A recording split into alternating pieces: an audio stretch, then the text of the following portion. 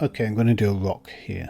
I'm only going to do one rock. Rocks are probably the easiest of objects that you could paint in Substance. And what I'm going to do is, when I did the terrain in Unity, I added a rock texture later on. If you remember, I mentioned it. Well, I'm going to use that same texture for my rocks, so that when I place them in the scene, there's some consistency between my rocks, and I think it will add a really nice detail. And I'm also going to paint some moss on these rocks and their cracks and their crevices, just to give it a bit more detail, because it is actually living in a forest. So like I said, I'm going to do one. All the others are the same. They're going to be the same pretty much.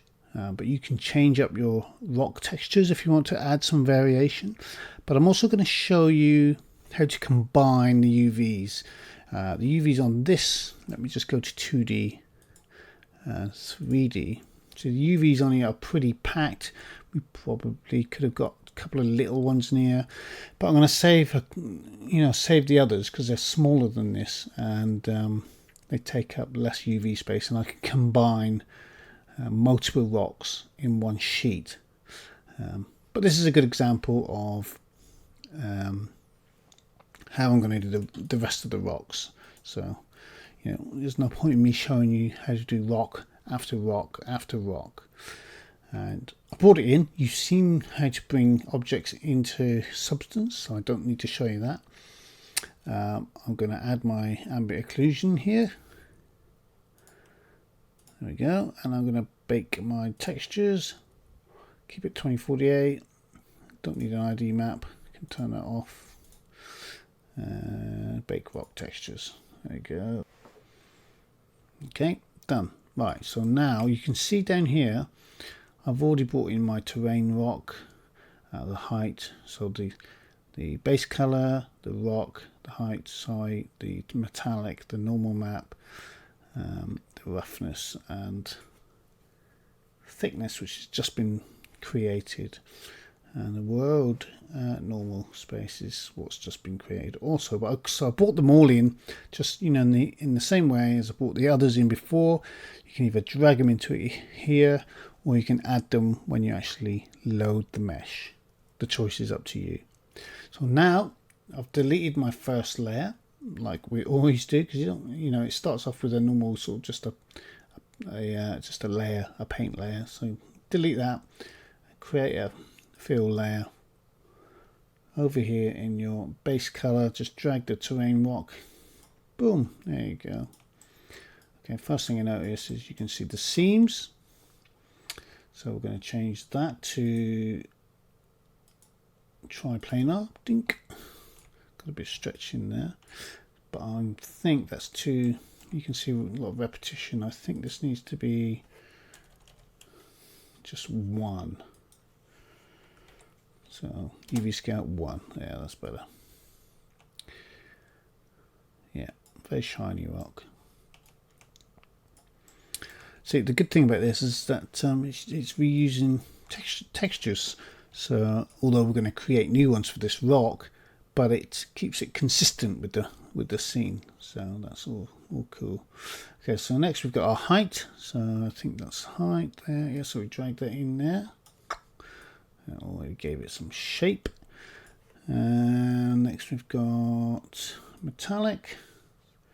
Drag the metallic over there. Didn't seem to make much difference, so you might want to skip the metallic. Normal, you can drag the normal one in there. That always makes a big difference. Normal map. And roughness. Nope. Where's my roughness? That one. There you go. So roughness. Okay, so that's pretty good. Look at that. There's an instant rock. Okay, so what we're going to do from here. Okay, I don't like the way. See, it looks like a wet rock at the moment. We don't want wet rocks. That's the roughness, and I can't change it here. So see, even though I've taken it off, I've made no difference. So we're going to use the slider here, and we're going to bake out a different roughness. For this, we've already got yeah, we'll bake out. In fact, we'll bake out all new ones anyway. But I just want this to be dry. It's a bit of a sheen, perhaps, but nothing much. There you go. That's better. So it's got. And we could go in and create a new rough map so that some of these smoother bits are shiny and the and the gaps aren't. But that's cool. I like that.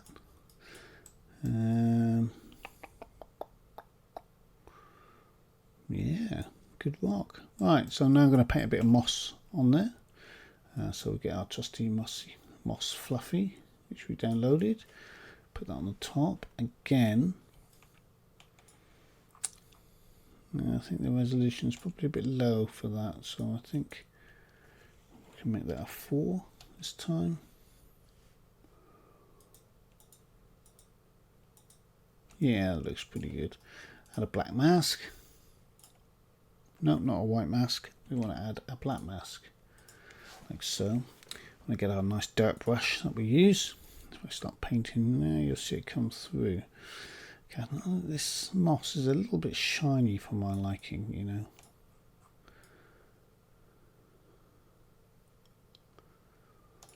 Not quite sure about this.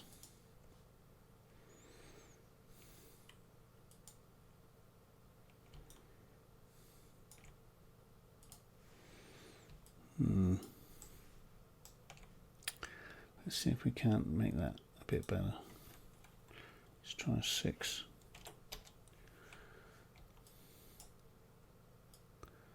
Yeah, that might be a bit better. Let's just go higher to see.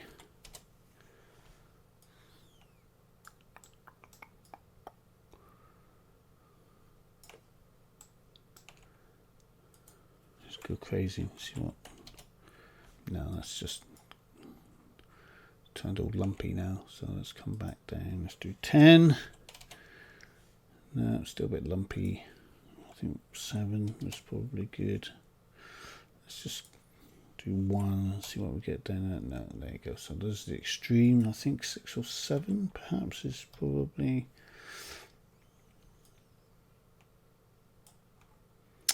Yeah, that'll do. Okay, so let's undo that. Let's start painting some of this in sort of cracks and crevices. Where they, it's already there. You can see it's already got a bit of moss in there, but something with a bit of texture is always good.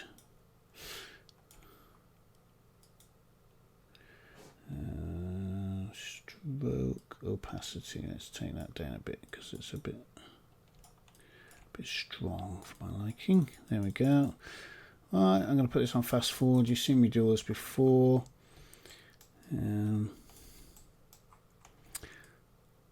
Yep.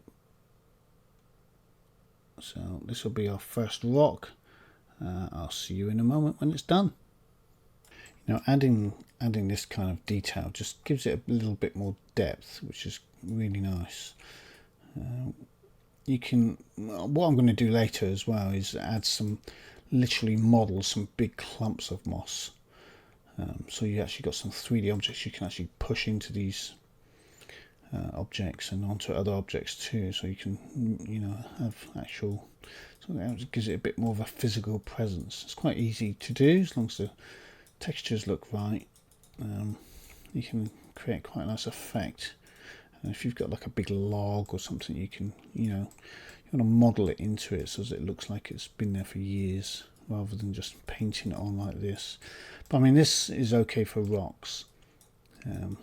Gives it a nice sort of texture to it when you're running past and you sort of glimpse. It just makes it a bit more believable. We're not being too specific because we still want to use these rocks in lots of different angles and orientations. So we don't want to just put it on the top because there isn't a top. We want to put it all around, basically. That's quite important because otherwise. Unless it's a bespoke rock like our oak trees, then that's different. But in this case, we don't have any specific rocks, not in this part of the scene.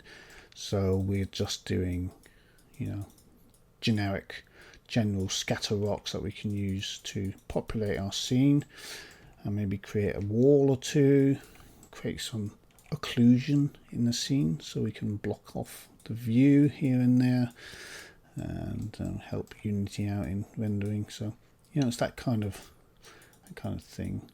But a good well-placed rock or two can create a really nice feature in a scene too. So make sure your rocks do look good.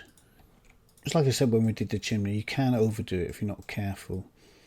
But once the light gets on here and it's lying down in the scene and it's got grass around it and sticks on it, and it'll look quite nice. It'll look really, and the light is hitting it.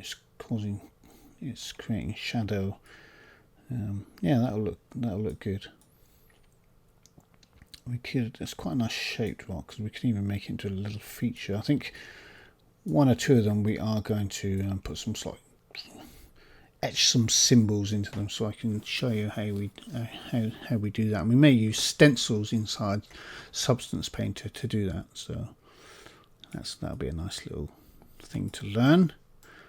So you can have rocks with a big sort of symbol carved out of it, and we can use the stencil mode to create that.